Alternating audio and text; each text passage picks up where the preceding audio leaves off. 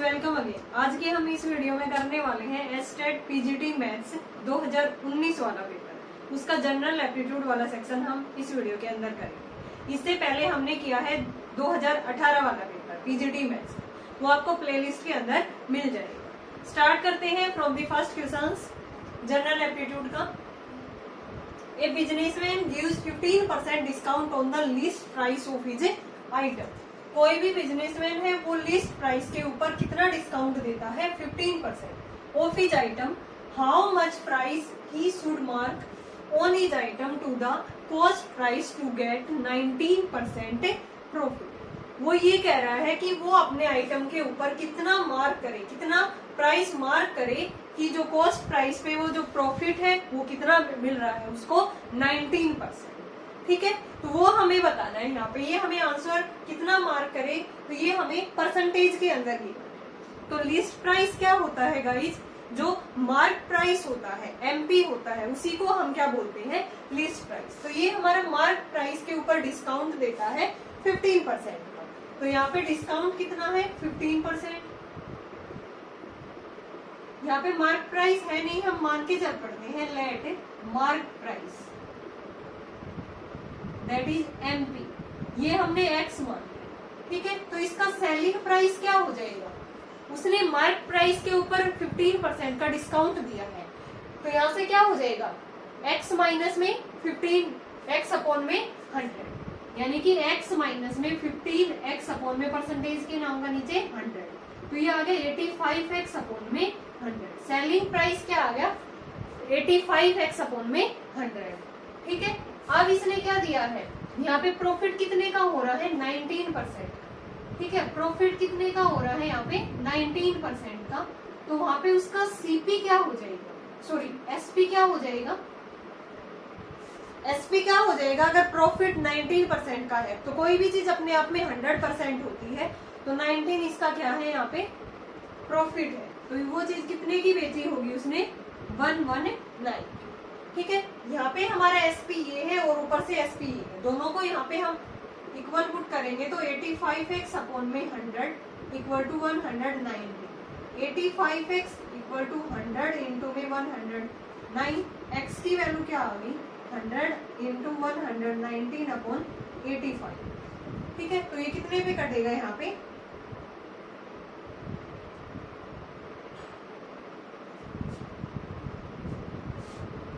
5 पे। x की value 140 आ। ठीक है, x की वैल्यू क्या आई है? 140। 17 से काट दिया, 17 7 जा 119 और 17 5 जा 85। तो यहाँ पे कितना आ गया? 140। और x क्या था? हमारा मार्क प्राइस। तो mp कितना आ गया? 140 आ गया। ठीक है, तो cp अपने आप में क्या होता है? 100%। ठीक है, तो यहाँ पे इंक्रीमेंट कितने का हुआ? परसेंटेज में हमें आंसर गिवन 140 माइनस में 100 कितना हो गया? 40। परसेंटेज में हमें निकालना है, तो 40 परसेंटेज मतलब कि सीपी के ऊपर इंटू में 100 और इंटू में परसेंटेज के लिए 100 और ये सीपी के लिए। तो डायरेक्ट आंसर क्या आ गया हमारा? 40%। आंसर क्या आ गया इसका? 40%। कौन सा ऑप्शन राइट है हमारा? सेकंड वाला। एक बार फिर से देखो, कोई भी बिजनेसमैन है वो 15% डिस्काउंट देता है किसके ऊपर? List price of his item. List price means mark price. हमारे पास मार्क प्राइस है नहीं तो हमने उसको एक्स मान लिया। अब 15% डिस्काउंट दे रहा है तो उसने वो चीज कितने की बेची होगी? 85 एक्स अपॉन में 100 की। ठीक है, फिर इसने ये कहा कि वो अपने आइटम के ऊपर कितना मार्क करे कि जो कॉस्ट प्राइस पे जो प्रॉफिट हो रहा है वो 19% है। तो कोई भी चीज अपने आप में 100% होती है। प्रॉफिट 19 का हो रहा है तो उसने वो चीज कितने की बेची होगी? 119 रुपए की। तो यहाँ से 119 और ये 85x अपॉन में 100 दोनों एसपी थे, हमने इक्वेट किए। यहाँ पे x की वैल्यू कितनी आ गई? 140। x is the mark price of the item. ठीक है, अब ये हमें जो आंसर है वो परसेंटेज में गिवन है, तो उसके इंक्रीमेंट कितने का हुआ? कोई भी चीज अपने आप में 100 होती है, वो मार्क प्राइस उसका कितना है? 140 है। तो यहाँ पे क्या हो गया? इनमें इंक्रीमेंट कितने का हुआ? 40 का हुआ। कितने का हुआ? 40 का। परसेंटेज में देखेंगे तो 40 अपॉन में 100 और इंटू में 100 दैट इज 40%। नेक्स्ट करते हैं second. After 5 years father's age will be 3 times of his son age. 5 years ago, father's age was 7 times of his son age. Present age of the father. हमें present age father की यहाँ पे find out करनी है. उसकी son की और father की एज दे रखी है 5 years ago और 5 years अब. तो हम किस तरह से करेंगे, मान लेते हैं कि present age of his father, उसको हमने x ईयर कह दिया, ठीक है. Present age of his son, उसको y ईयर्स कह दिया, ठीक है. अब यहाँ से देखो अकॉर्डिंग टू क्वेश्चंस क्या बन गया, इसने ये कहा था कि 5 साल के बाद उसके फादर की एज कितनी हो जाएगी, x प्लस 5. सन की कितनी होगी, y प्लस 5. तो father's age will be 3 times of his son age. ये इसके फादर की एज है, ये 3 टाइम्स हो जाएगी इसकी सन की एज. एक इक्वेशन बन गई यहाँ से. दूसरी 5 years ago, यानी कि 5 साल पहले, तो 5 साल पहले उसके फादर की एज x माइनस 5, इसकी सन की age y minus 5. Father's age was 7 times of his son age. जो फादर की एज है वो 7 टाइम्स हो जाएगी उसकी सन की एज की. 2 इक्वेशंस बन गई, इनको हम इजिली सोल्व कर सकते हैं. x plus 5 equal to 3y plus में 15, यानी कि x minus 3y equal to 10. एक तो इक्वेशन ये बन गई हमारी. दूसरी यहाँ से x minus 5 equal to 7y minus में 35. x minus 7y equal to minus 35 और ये प्लस में 5. ये कितना आ गया, x minus 7y equal to minus 30. दोनों को सब्ट्रैक्ट कर देते हैं, x माइनस 7y माइनस का 30. तो यहाँ से माइनस प्लस प्लस हो गया, ये कैंसिल आउट हो गया. 7 में से 3 गया 4y, 30 में से 10 गया 20, यानी कि y की वैल्यू क्या आ गई यहाँ पे 5. y की वैल्यू क्या आ गई 5. एक इक्वेशन में पुट करेंगे यहाँ से. मान लो हमने इसमें कर दिया फर्स्ट में x minus 3y equal to 10, तो x माइनस 3 इंटू में 5, ठीक है, इक्वल टू 10. तो यहाँ पे x की एज कितनी आ जाएगी, यहाँ पे देखो एक बार फिर से देखें कहीं हमने मिस्टेक तो नहीं की. x plus 5 equal to 3y plus में 15, x माइनस 3y ये उधर जाके क्या हो गया 10. तो यहाँ से x minus 5 equal to 7y minus में 35, ये 5 प्लस का उधर जाके तो माइनस 30 हो गया. अब हमने दोनों को सब्ट्रैक्ट किया है, तो ये माइनस का ये प्लस का हो गया, ये प्लस का हो गया. 7 में से 3 गया 4y, 30 प्लस में 10. यहाँ पे देखो मैंने सब्ट्रैक्ट कर दी, यहाँ पे क्या आएगा 4. तो y की वैल्यू यहाँ पे कितनी आ गई 10 आ गई. y की वैल्यू क्या आ गई 10. यहाँ पे हम पुट करते हैं y की वैल्यू 10. x माइनस में 3 इंटू में 10 equal to 10, x equal to 10 plus में 30 उधर जाके, तो x की वैल्यू कितनी आ गई 40 ईयर्स. x हमने क्या माना था फादर्स की एज, तो प्रेजेंट एज मानी थी उसके फादर की, वो कितना आ गया 40 ईयर. कौन सा ऑप्शन राइट हो गया हमारा फर्स्ट. वो दीजिए क्वेश्चन था डायरेक्ट, ठीक है. ये इतनी ज्यादा कैलकुलेशन हमें पेपर में करने की जरूरत नहीं है, बस हमें डायरेक्ट इक्वेशन इस तरह से बनाते ये दोनों और हम डायरेक्ट इसको सोल्व कर देते. ऐसे लिखने की कोई जरूरत नहीं है. हमें अपने दिमाग के अंदर कुछ कैलकुलेशन दिमाग के अंदर करनी होती है टाइम बचाने के लिए. नेक्स्ट देखो third, if the selling price of 6 pen is equal to the cost price of 8 pen. तो जो भी यहाँ पे दे रखा है उसको हम एज इट इज लिखेंगे. सेलिंग प्राइस ऑफ 6 पेन यानी कि SP ऑफ 6 पेन, ठीक है, इक्वल टू वो किसके इक्वल है cost price of 8 pen. 8 pen की कॉस्ट प्राइस. हमें प्रॉफिट और लॉस बताना है, तो हमेशा हम प्रॉफिट और लॉस किस पे निकालते हैं कॉस्ट प्राइस के ऊपर. तो हम यहाँ से इसको इसके नीचे ले आएंगे SP बाई CP, क्योंकि हमें नीचे CP ही चाहिए प्रॉफिट लॉस के लिए. यहाँ पे क्या आ गया ये 8 बाई 6 आ गया, 4 बाई 3, यानी कि SP बाई CP कितना आ गया 4 बाई 3. यानी कि वो चीज हमने खरीदी 3 रुपए की थी, 4 रुपए में बेच दी, तो प्रॉफिट कितने का हुआ 1 का. किसके ऊपर हुआ है कॉस्ट प्राइस 3 के ऊपर, इनटू में 100. तो आंसर कितना आ गया 333, 1/3% प्रॉफिट. उसको प्रॉफिट हो गया 1 रुपए का, और कितने रुपए पे कॉस्ट प्राइस था 3 इंटू में 100. तो कौन सा ऑप्शन राइट हो गया हमारा लास्ट वाला 33 एंड 1/3% प्रॉफिट. बहुत इजी था. इस टाइप का क्वेश्चन हर बार पेपर में आपको देखने को मिलेगा, तो आपको बड़े अच्छे से इसको सोल्व करना है. कुछ भी नहीं है इस क्वेश्चन में, जो भी हमें दे रखा है उसको इस तरह से लिखना है कि selling price of 6 article is equal to the 8 cost price of 8 articles. तो यहाँ पे हम प्रॉफिट और लॉस अपॉन में सीपी करके निकालते हैं ना, सीपी के ऊपर निकालते हैं, तो एसपी बाई सीपी निकाल लेंगे। यहाँ से एसपी बाई सीपी कितना आ गया 4/3, यानी कि वो चीज 3 में खरीदी थी 4 में बेच दी, तो 1 का प्रॉफिट हो गया। 1 का प्रॉफिट कितने पे 3 पे, सीपी इंटू में 100% के लिए, तो कितना आंसर आ गया 33 एंड 1/3% प्रॉफिट। नेक्स्ट करते हैं फोर्थ,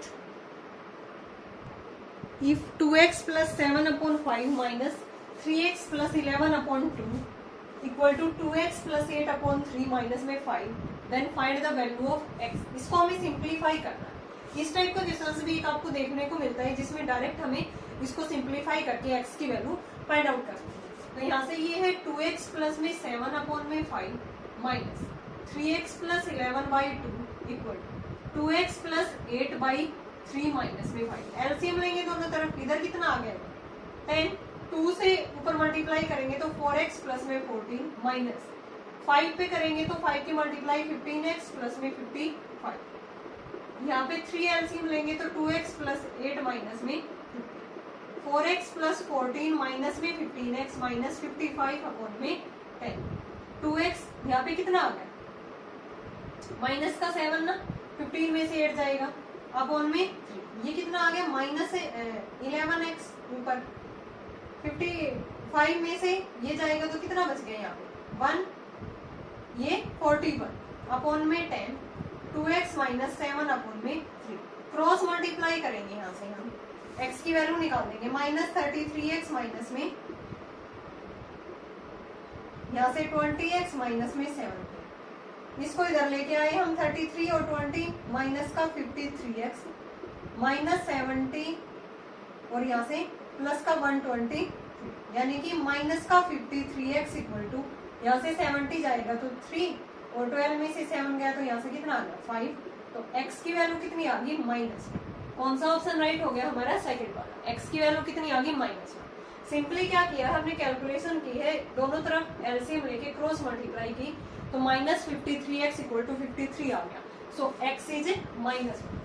नेक्स्ट देखो, the curved surface area of a cylinder is, what is curved surface area of a cylinder, क्या होता है 2πRh। वो हमें यहाँ पे गिवन है, तो हमें इस तरह से लिखना है 2πRh की वैल्यू 264 दे रखी है, और वॉल्यूम क्या होती है πr²h, वो 924 है। हमें रेशो बताना है किसका डायमीटर एंड हाइट का, रेशो बताना है हमें डायमीटर और हाइट का। तो यहाँ से हम किस तरह से निकालेंगे, अगर हम इसको डिवाइड करते हैं यहाँ से, यानी कि 2, यहाँ पे हम πRh की वैल्यू निकालेंगे 264/2 132 आ गया। अब इसको और इसको हम डिवाइड करेंगे तो πRh अपॉन में πr²h 132 अपॉन में 924, ये कैंसिल आउट हो गया, यानी कि 1 अपॉन में r। यहां से इसको कैंसिल आउट करेंगे तो 2 से कर दिया,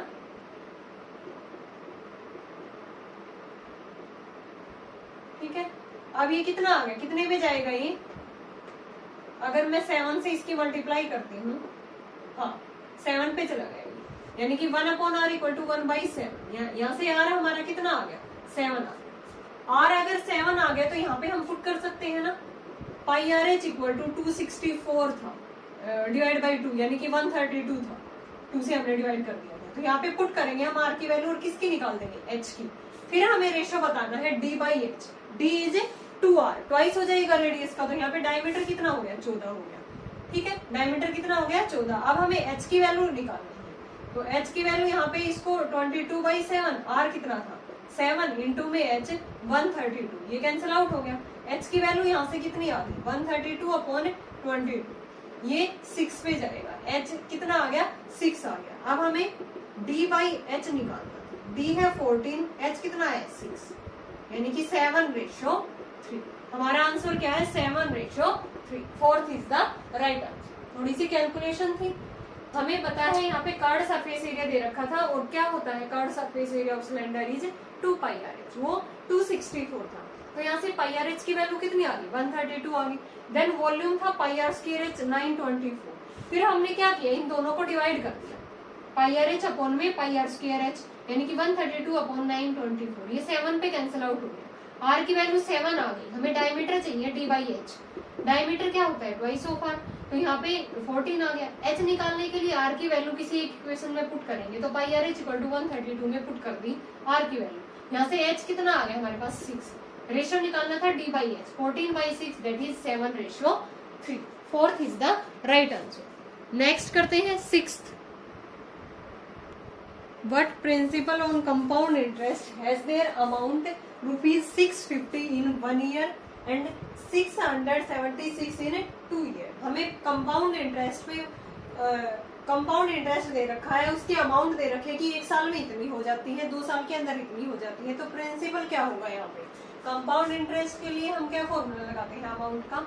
amount equal to p into 1 plus r by 100। 1 साल के लिए टाइम यहाँ पे 1 ईयर है, तो अमाउंट ये कितनी दे रखी है? 650 दे रखी है 1 ईयर के अंदर। 2 ईयर के अंदर amount equal to p into 1 plus r by 100 का स्क्वायर। ठीक है, ये दे रखी है 676। हमें प्रिंसिपल बताता है, तो यहाँ से हम इनको डिवाइड करते हैं। ठीक है, डिवाइड करेंगे तो यहाँ से ये क्या हो गया? कैंसिल आउट, एक पावर से एक पावर, तो नीचे 1/1 प्लस आर बाई 100 ये बच गया, यानी कि 650/676 आ गया। तो यहाँ से किसकी वैल्यू आ गई हमारी? 1 प्लस आर बाई 100 की कितनी वैल्यू आ गई यहाँ पे? इसको रेसिप्रोकल करेंगे, इसका 676/650 ये आ। ठीक है, अब हमें प्रिंसिपल बताना है, तो किसी एक इक्वेशन में पुट कर देते हैं हम डायरेक्ट। तो अमाउंट क्या है हमारी? p into 1 plus r by 100, ठीक है, equal to 650। 1 plus r by 100 की डायरेक्ट वैल्यू यहाँ से हम पुट कर देंगे, तो यहाँ से कितना आ गया? p इंटू में इसकी वैल्यू कितनी थी? 676/650 इक्वल टू 650। हमें प्रिंसिपल फाइंड आउट करना है, तो इसको उधर लेके गए और इसको डिवाइड में कर दिया। इसको सोल्व करेंगे तो ये आ जाएगा 625। प्रिंसिपल कितना आएगा? 625। डायरेक्ट कैंसिल आउट करेंगे। एक बार फिर से देखो, हमें अमाउंट दे रखी है 1 ईयर के अंदर, 2 ईयर के अंदर। अमाउंट का फॉर्मूला यही होता है, 1 ईयर के लिए टाइम यहाँ पे 1, यहाँ पे 2, दोनों को डिवाइड किया तो 1 प्लस आर बाई 100 की वैल्यू 676/650 हमें निकालना है प्रिंसिपल। तो किसी एक इक्वेशन में इसकी डायरेक्ट वैल्यू पुट करेंगे तो p यहाँ से कितना आ जाएगा? 625 आ जाएगा। कौन सा ऑप्शन राइट हो जाएगा हमारा? फोर्थ वाला। नेक्स्ट देखो, a principal lands on simple interest. अब की बार सिंपल इंटरेस्ट दे रखा है फॉर 2 इयर्स के लिए। If rate of interest more than 1%, अगर रेट ऑफ इंटरेस्ट 1% मोर हो जाए सिंपल इंटरेस्ट के ऊपर, तो सिंपल इंटरेस्ट कितना इंक्रीज हो जाता है? 240। Find out the principal. ठीक है, तो सिंपल इंटरेस्ट क्या होता है? PRT/100। यहाँ पे टाइम कितना दे रखा है? फर्स्ट केस के अंदर 2 इयर्स दे रखा है, तो PR इंटू में 2/100 इक्वेशन फर्स्ट। अब इसने ये कहा है कि रेट ऑफ इंटरेस्ट अगर 1% मोर, पहले रेट ऑफ इंटरेस्ट R थी, अब कितनी होगी? 1% उससे ज्यादा करनी है तो R+1। फिर जो हमारा SI है वो कितना इंक्रीज हो जाता है? 240। यानी कि पहले SI ये था हमारा, कुछ भी X मान लो चाहिए यहाँ पे, या डायरेक्ट SI लिख दो। अब वो इंक्रीज हो गया, 240 हो गया, और रेट हमारी कितनी है? 1% इंक्रीज, और टाइम 2 ही रहेगा अपॉन में 100। ठीक है, दोनों को हम सब्ट्रैक्ट कर देते हैं, सेकंड माइनस में फर्स्ट। हमें प्रिंसिपल फाइंड आउट करना है, तो इसमें से ये माइनस करेंगे तो यहाँ पे 240 बचेगा। यहाँ पे अंदर मल्टीप्लाई करो, 2PR/100 प्लस में 2P/100, और माइनस में क्या हो गया? 2PR/100। ये कैंसिल आउट हो गया। 240 इक्वल टू 2P/100 आ गया। हमें P निकालना है। 100 इंटू में 240 अपॉन में क्या हो गया? 2। ठीक है, ये आ गया 12,000। प्रिंसिपल कितना आ गया यहाँ पे? 12,000। कौन सा ऑप्शन राइट हो गया हमारा? फोर्थ वाला, 12,000। एक बार फिर से देखो, SI दे रखा था 2 इयर्स का किसी भी रेट के ऊपर, तो PRT/100 हो गया, यानी कि PR इंटू में 2/100। फिर इसने ये कहा कि अगर रेट 1% इंक्रीज हो जाती है तो जो SI है वो 240 इंक्रीज हो जाता है। पहले SI था, उसमें 240 इंक्रीज हुआ when R is more than 1%, यानी कि पहले R थी तो R+1 हो गई। अब दोनों को सब्ट्रैक्ट किया तो यहाँ से P की वैल्यू कितनी आ गई? 12,000। और डायरेक्ट हम इसको किस तरह से कर सकते हैं कि 2 साल के अंदर जो सिंपल इंटरेस्ट है वो कितना इंक्रीज हुआ? 240। तो 1 साल के अंदर कितना होगा? 120 होगा। और हमें प्रिंसिपल निकालना है, तो कोई भी चीज अपने आप में 100% होती है, तो यहाँ पे 1 साल में 120 इंक्रीज हुआ है, तो इसका इंटू में 100 करेंगे हम। ठीक है, तो वहां पे कितना आ जाएगा? डायरेक्ट 12,000। वैसे भी हम कर सकते थे इसके कैलकुलेशन ऐसे ही दिमाग में, और इसको अगर हम इस तरह से फॉर्मूले से सोल्व करेंगे तो इस तरह से हम इसको सोल्व करेंगे। Answer is 12,000। नेक्स्ट करते हैं 8th। At the speed of 60 kilometre per hour 125 metre long train crosses a bridge in 30 second. What is the length of the bridge? हमें लेंथ ऑफ ब्रिज यहाँ पे फाइंड आउट करनी है, तो उसको मान के चल पड़ते हैं। लेट लेंथ ऑफ ब्रिज, वो हमने L मान ली, ठीक है।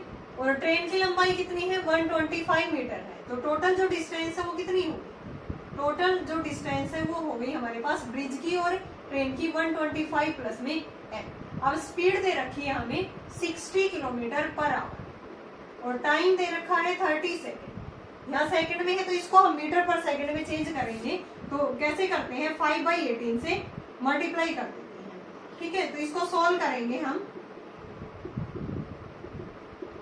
यहाँ पे आ गया 50/3 मीटर पर सेकंड। ये टोटल डिस्टेंस है, ये स्पीड है। हम टाइम निकाल सकते हैं ना, तो टाइम क्या होगा यहाँ पे? डिस्टेंस अपॉन में स्पीड। डिस्टेंस कितनी थी? 125 प्लस में L, और स्पीड कितनी है हमारी? 50/3, और टाइम दे रखा है 30 सेकेंड। dy/s क्या होगा? टाइम ही तो होगा। ये भी हमने टाइम निकाला है और टाइम हमें गिवन है, तो यहाँ से L की वैल्यू निकाल देंगे। Length of the bridge 125 plus में L, ये 3 ऊपर चला गया, नीचे 50 इक्वल टू 30, ठीक है। यहाँ पे आ गया 3 इंटू 125 प्लस L, 50 इंटू में 30, 125 प्लस में L, यहाँ से 50 इंटू में 30 डिवाइड बाई 3, यानी कि 500 आ गया। तो L कितना आ गया? 500 माइनस में 125, that is 375 metre. Length of the bridge is 375 metre. First option is the right answer. एक बार फिर से देखो, हमें ट्रेन की लंबाई दे रखी थी 125 मीटर, लेंथ ऑफ ब्रिज हमें फाइंड आउट करना था। स्पीड दे रखी थी 66 किलोमीटर पर आवर, टाइम था 30 सेकेंड। तो यहाँ से देखो हमने लेंथ ऑफ ब्रिज L मान लिया, तो टोटल डिस्टेंस कितनी होगी? Length of the train plus में लेंथ ऑफ द ब्रिज, यानी कि 125 प्लस में L। Speed 66 kilometre per our थी, टाइम हमें सेकंड में गिवन है, तो उसको भी हम मीटर पर सेकंड में चेंज कर देंगे। स्पीड मीटर पर सेकंड में, किलोमीटर पर आवर को मीटर पर सेकंड में चेंज करते हुए 5/18 से मल्टीप्लाई करते हैं। स्पीड आ गई 50 अपॉन में 3 मीटर पर सेकंड। डिस्टेंस अपॉन स्पीड क्या होता है? टाइम होता है। तो डिस्टेंस टोटल ये थी अपॉन में स्पीड और इक्वल टू टाइम। टाइम कितना है? 30 सेकेंड। इसको सिंप्लीफाई किया तो length of the bridge L की वैल्यू कितनी आ गई? 375 metre. First option is the right answer. Next देखो 9th, the average age of 3 boys. Average age दे रखी है 3 बॉयज की 16 year and the ratio of their ages is 4:5:7। Age of the smallest boy, यहाँ पे इसने स्मॉलेस्ट बॉय की as पूछी है। ये सबसे लार्जेस्ट की भी पूछ सकता था, ठीक है, मिडल वाले की भी पूछ सकता था। तो रेशियो हमें गिवन है, तो रेशियो का हम एवरेज निकाल देंगे। यहाँ पे 4x प्लस 5x प्लस में 7x, कितना आ गया यहाँ पे? 16x। एवरेज क्या होता है? टोटल बॉयज कितने थे? 3 से डिवाइड करेंगे, और वो एवरेज हमें कितना गिवन है? 16। तो यहाँ से 16x इक्वल टू 48, x की वैल्यू कितनी आ गई? 3। हमें एज ऑफ स्मॉलेस्ट बॉय ये है, तो इसकी एज 4x थी, तो 4 इंटू में 3 दैट इज 12। बहुत इजी क्वेश्चन था, डायरेक्ट। तो इसका आंसर कितना आ गया? 12। Third option is the right answer. एक बार फिर से देखो, रेशियो दे रखा था एजेस का, तो यहाँ से हमने क्या मान लिया? 4x 5x 3x, तीनों को ऐड किया, 3 से डिवाइड किया, तो एवरेज निकल गई। और एवरेज हमें गिवन भी है 16, तो यहाँ से x की वैल्यू कितनी आ गई? 3। अब स्मॉलेस्ट बॉय की एज पूछी थी, तो स्मॉलेस्ट यहाँ पे क्या था? 4x, एज कितनी आ गई? 12। नेक्स्ट देखो, लास्ट क्वेश्चन है ये हमारा जनरल एप्टीट्यूड का। In an examination 60% of the student pass in English, 70% student pass in maths, 20% students failed in both the subject. ऊपर हमें पास कैंडिडेट दे रखे हैं, नीचे हमने दोनों का कॉमन इसमें फेल्ड कैंडिडेट दे रखे हैं। और टोटल क्या था? 2500 student pass in both subject. दोनों सब्जेक्ट में कितने टोटल पास थे? 2500। Find out the total number of a student. हमें टोटल नंबर ऑफ स्टूडेंट यहाँ पे फाइंड आउट करना है। वेन डायग्राम से भी कर सकते हैं हम। ये इंग्लिश में पास होने वाले, और ये किस में थे? इंग्लिश और मैथ्स। ये इंग्लिश में और ये मैथ्स में। 20% दोनों में फेल थे, मतलब कि ये वैल्यू 20% दोनों में फेल थे। अब यहाँ से देखो पास कितने थे? इंग्लिश के अंदर 60%, तो मीन्स फेल कितने थे वहां पे 40% थे। 40 में से 20 यहाँ पे आ गए इसके कॉमन पार्ट में, इंग्लिश वाला ये है ना पूरा हमारा, तो 40 में से 20 यहाँ पे आ गए, तो यहाँ पे कितने बच गए 20। ठीक है, डायरेक्ट हम छोटा सा कैलकुलेशन करके इसको सोल्व कर देते हैं। अब मैथ्स में कितने स्टूडेंट पास थे 70, ठीक है, तो फेल कितने थे 30, 30 में से 20 यहाँ पे आ गए, तो यहाँ पे कितने बच गए 10। यानी कि ओनली ये पूछा कि ये मैथमेटिक्स ओनली के अंदर कितने यहाँ पे फेल थे, वो 10 थे, और इंग्लिश के अंदर कितने थे 20, क्योंकि हमें दोनों का कॉमन फेल वाला रीजन दे रखा था कि ये 20%, तो हमने पास वाले कैंडिडेट में से तो फेल वाला निकाल दिया यहाँ पे। अब इसने टोटल पूछा, टोटल नंबर ऑफ स्टूडेंट कितने हो जाएंगे 20 प्लस में 20 प्लस में 10, टोटल कितना हो गया ये 50%। और वैसे कोई भी चीज अपने आप में 100 होती है तो इंटू में हम 100 करेंगे, ये परसेंटेज में था, तो यहाँ से कितना हो गया हमारा टोटल कितना आ जाएगा यहाँ पे 5000 आ जाएगा, टोटल कितना आ जाएगा यहाँ पे 5000 आ जाएगा टोटल नंबर ऑफ स्टूडेंट्स। और अगर यहाँ पे ये पूछ लेता कि फेल्ड कैंडिडेट कितने थे टोटल, ठीक है, ये तो इन्होंने ये दिया था कि 20% फेल्ड थे दोनों सब्जेक्ट के अंदर। अब इसने ये भी कह रखा आगे कि 2500 स्टूडेंट पास थे दोनों सब्जेक्ट के अंदर। हमने टोटल नंबर ऑफ स्टूडेंट यहाँ पे निकाल दिए, वो कितने आ गए थे यहाँ पे 5000, ठीक है, सॉरी ये तो मैंने 50,000 लिख दिया, 5000, ठीक है, तो 2500 उसमें से पास थे, तो फेल्ड कैंडिडेट अगर ये पूछता तो 5000 में से 2500 माइनस करते तो 2500 ही बचते वहां पे, ठीक है। तो डायरेक्ट हम इसको टाइम बचाने के लिए हम इसको वेन डायग्राम से जल्दी कर देते हैं कि 20% दोनों सब्जेक्ट के अंदर फेल थे, तो यहाँ पे इंग्लिश के अंदर कितने थे पास थे, पास कैंडिडेट दे रखे थे 60%, तो 40% क्या थे फेल थे, 40 में से 20 यहाँ पे आ गया, तो यहाँ पे कितना बच गया 20, ऐसे ये 70 था तो ये 30 बच गया, 30 में से 20 यहाँ पे आ गया तो ये 10 आ गया, टोटल कितना था 50, और इंटू में क्या कर देंगे हम 100 टोटल नंबर ऑफ स्टूडेंट के लिए, तो ये कितना आ गया 5000। ओके गाइज, ये था हमारा पेपर 2019 का पीजीडी मैथ्स का, जिसका जनरल सेक्शन क्वांटिटेटिव एप्टीट्यूड के 10 क्वेश्चंस। आई होप आपको ये 10 क्वेश्चंस क्लियर होंगे। अगर फिर भी आपको कहीं डाउट है आप कमेंट सेक्शन में कमेंट करके पूछ सकते हो। नेक्स्ट वीडियो में हम करेंगे 2020 वाला पेपर, एस्टेट पीजीडी मैथ्स का ही, जिसका कॉमन सेक्शन हम करने वाले हैं क्वांटिटेटिव एप्टीट्यूड के 10 क्वेश्चंस 2020 वाला पेपर। Thanks everyone.